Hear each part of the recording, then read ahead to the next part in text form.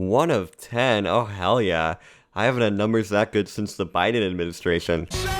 I love talking about things that are bad and hypothesizing about cartoons that never got made, so let's just say the opportunity to talk about more Hartman hijinks is very pleasing. And believe you me, there are a lot of pitches, even fully made pilots by Hartman that I uncovered while doing research for what I kept calling the Uncle Duck video. From as far back as the start of his career, Hartman and a usual team of collaborators threw various ideas to Nickelodeon, Cartoon Network, and even primed some for the Oaxis streaming service. Yes sir, I've scoured Butch's YouTube page as well as YouTube in general to find modern classics like The Buglies, Dirty Rotten Space Monsters, and Imagine Nathan. Again, this time around I'm not going to be ranking these, more going in a semi-chronological order. This guy's had a long career, with a lot of I think my dad is a superheroes in the closet, so it seems right to take that approach. Without further ado, let's do something crazy. Damn, Daniel! Back at it again with the white bag.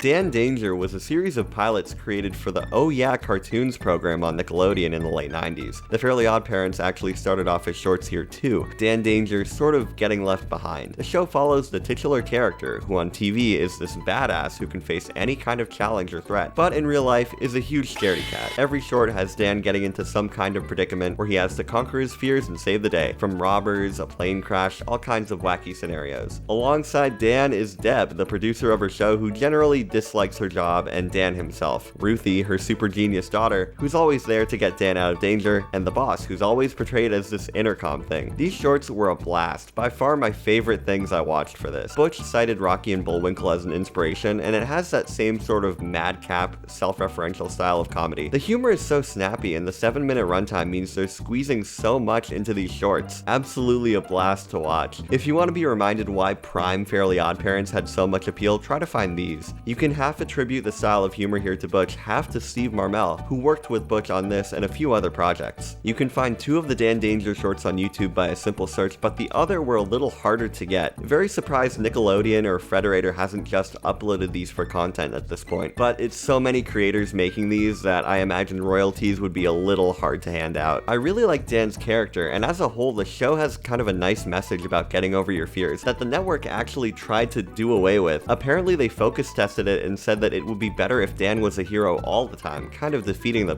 whole premise of the show. The cast of supporting characters is great too. I love how the producer character is just constantly at the whims of the boss, too good for anything that goes on. They treat her so bad in the show, but it never goes too far. She's kind of what people cite early season Squidward as being, that kind of snobby character who gets what's coming to them. I was ready for the daughter character to be annoying, but she's a lot of fun too, fitting her role as Dan's level-headed sidekick. The character designs have a lot of charm, standard for the time, especially for a Butch Hartman show, but there's a lot of appeal in how they use shapes. Someone pointed out in the comments of the last one how a lot of the designs in Butch's shows were actually done by Steven Silver, who also did designs for Kim Possible and other shows with that same thick outline style, which I always love to see. Some of the Dan Danger characters have a little bit of wonk, I will say. I think it's really weird how Ruthie usually has these points for arms, but then will switch to full-on arms when they need to pose her, and IDK how I feel about the producer's hair. Something I really admire about the Fairly OddParents was the use of color in the backgrounds. It always made the characters pop to me. Dan Danger, it's the same. Overall, great shorts, but comparing it to Fairly OddParents, you can see how that was a premise that suited being a show more. I mean, they made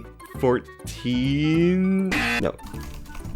Damn it. 10 seasons of the Fairly OddParents off that simple premise and group of characters. I'm sure there are a lot more stories they could tell with Dan Danger, stories I'd really actually like to see based on what they did with the Oh Yeah cartoon shorts, but I don't know how quickly that would get old. Maybe 2 or 3 seasons if they did an 11-minute show, and that's just my estimate. I don't know what I'm talking about. I really liked what I saw of Dan Danger. Would have liked to see more, but it wasn't meant to be. I doubt the same team nowadays could come together and make something this enjoyable. Yeah, I'm so freaking negative. Oh. The same Doug Dimmadome, owner of the Dimsdale Dimmadome, where they're showing Crash Nebula? On us? Yeah! Not right. Not right?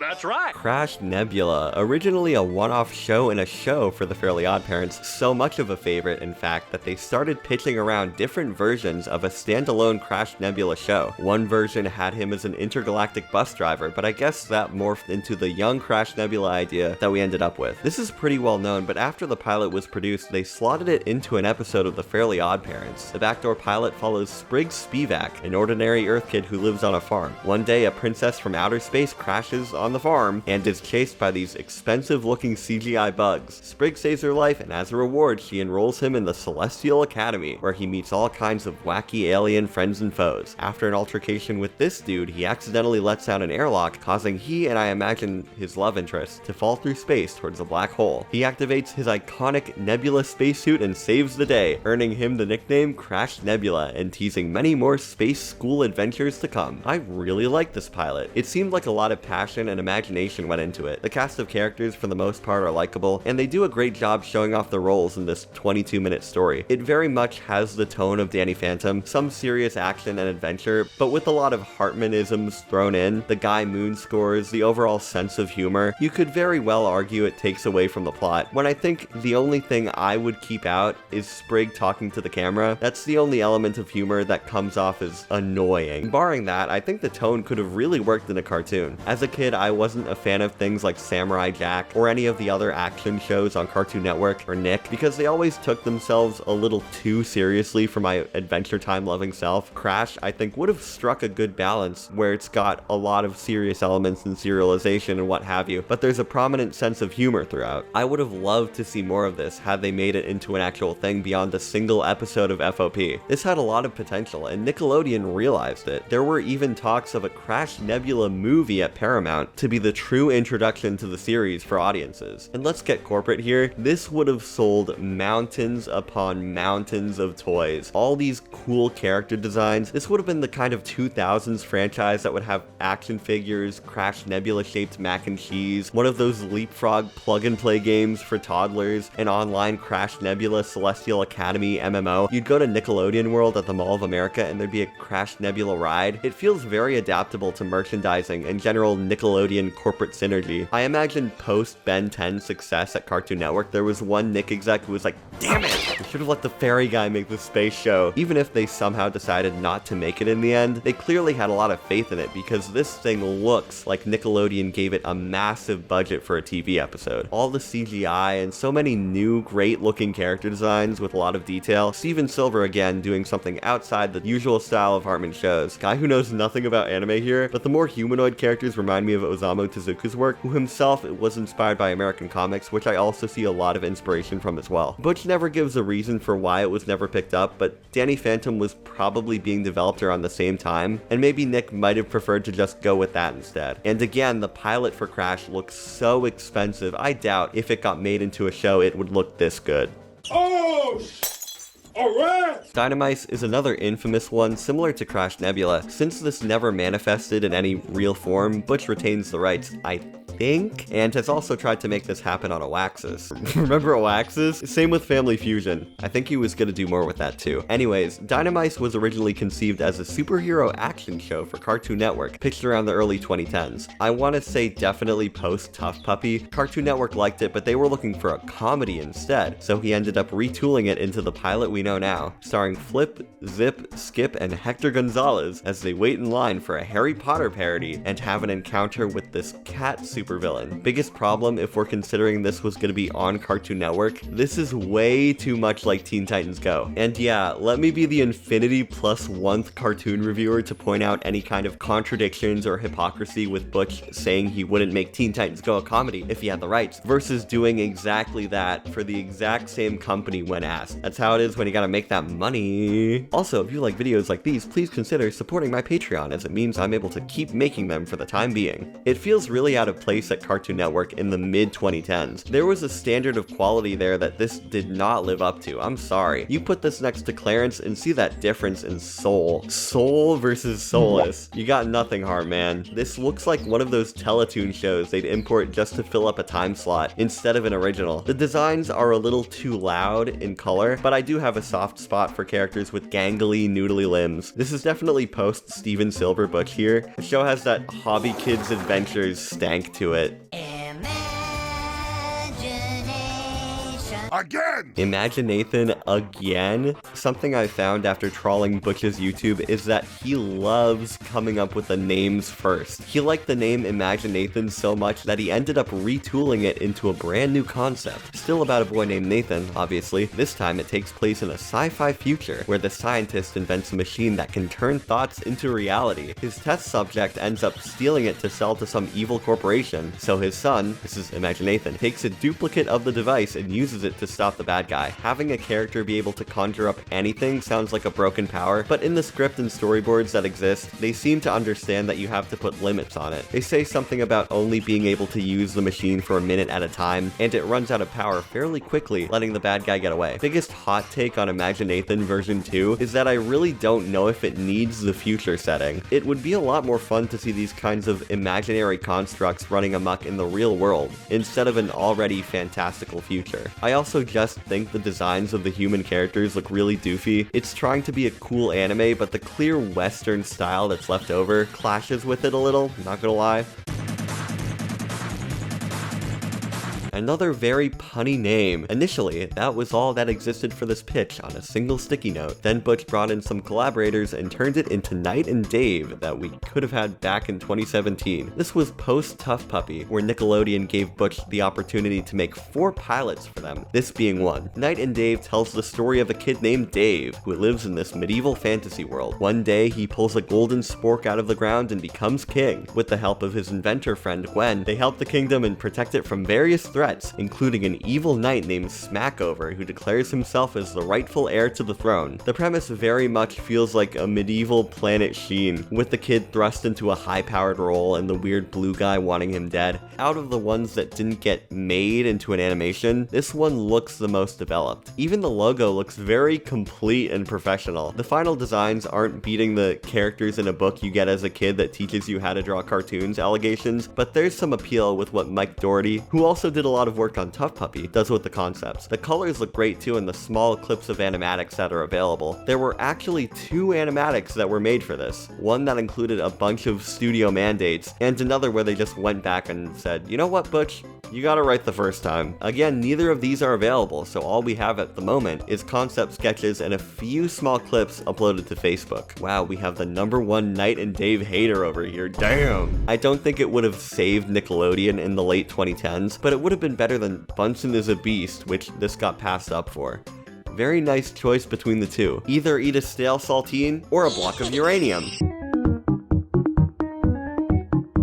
The Buglies? Huh? Put the Luke Vaughn Big Sister Sam breakdown here. What do you want me to say about the Buglies? This is not real, dude. I am losing my marbles. This is the breaking point. This is a fake show. There is nothing about this that looks real in any sense. They made I Love You Fleas from Dog City. If you gave Butch the rights to Dog City, he actually might do something good with that, not even lying. But the Buglies? I figured it out. Butch's look and mannerisms are like an actor on a sitcom playing a cartoonist. He slipped out of a D-tier 2000 sitcom episode where the female lead dates a cartoonist and into the real world. Alright, enough of the meltdowns. I like the style of the characters, and apparently they were thinking of using real life photos for the background and doing a collage type thing. It also gets points because it could have saved us from Bunsen is a Beast had it gotten picked up. I wish my father was here. I think My Dad is a Superhero was something I missed last time around. I wonder why. What's so different about this pilot compared to all the others? Obviously, this is live action, something that Butch hasn't really done much of, but he still has the #1 writing credit, so I gotta talk about it. This pilot follows a kid named Kevin, who after watching a familiar news reporter on TV give a story about a local superhero, realizes he bears a striking similarity to his own dad. So he sets out to prove it, but gets involved with this amazingly realistic alien, and his normal, supposedly, dad comes to his rescue. The concept of this is fun, but I could only really see it working if it were heavily serialized or just straight up a feature film. I know live action kids films aren't huge anymore, especially original ones, but I feel like that would be the best avenue for this. You know, make the whole thing found footage. It can be a kid-friendly version of Chronicle. It's shot pretty nicely, but it's still obvious this had a tiny budget. I mean, this is as indie as it gets. These actors either have one other thing on their IMDb page or nothing at all. So I don't feel like criticizing the casting or acting choices too much here, because this director might have just been working with what he had. For all I know, these could have just been all people from Butch's church who volunteered to work on a project with him. This was also sort of made to stand on its own as a short film, so automatically it has a lot over all the other Noog Network produced pilots. I saw a guy do this in a toothpaste ad once.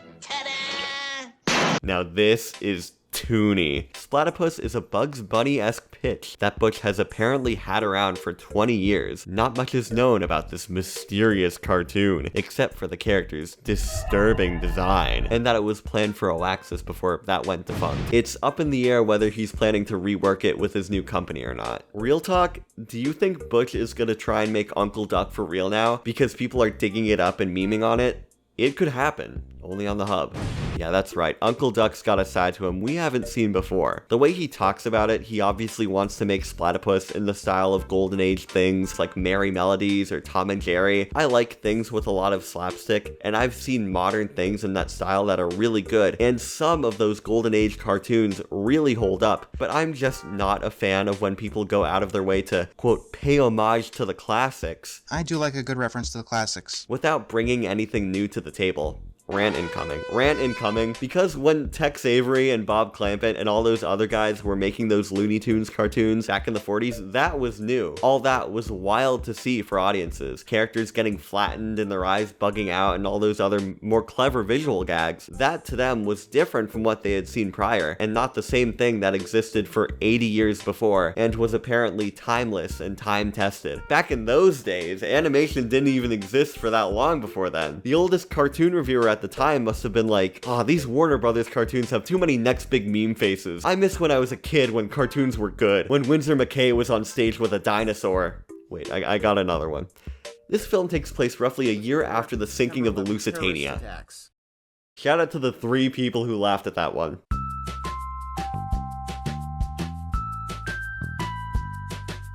I've had encounters with dirty rotten space monsters before. Oh, believe you me. I kept getting ads on Instagram for Butch's online character design course from some Skillshare-esque company, and just a passing glance at these designs, I know what you are. Dirty Rotten Space Monsters was initially a short on the Noog Network about these 3 blobs from outer space who go on and on about how fun it is being evil space monsters, only for it to be revealed that they were parking space monsters. The version that, quote, exists now is about these 3 aliens who come to Earth to conquer it, but end up making friends with humans, I assume getting into hijinks along the way. I doubt there are any plans to make this version into an actual series, as it feels like more of an example to use for the course and how to set up a pitch for a cartoon. I imagine if you're a beginner, some of the guidance in this course could be really helpful, and I as a kid had a ton of these books where people would make up these fake cartoons as an example to teach you how to design characters. I would have loved this if I were younger, but a more discerning eye might not want to listen to a lot of this. It's really only for people who are starting out, and even then, there are things that are free that are probably a lot better. Or normies who want something to do for fun. I guess that's the audience too.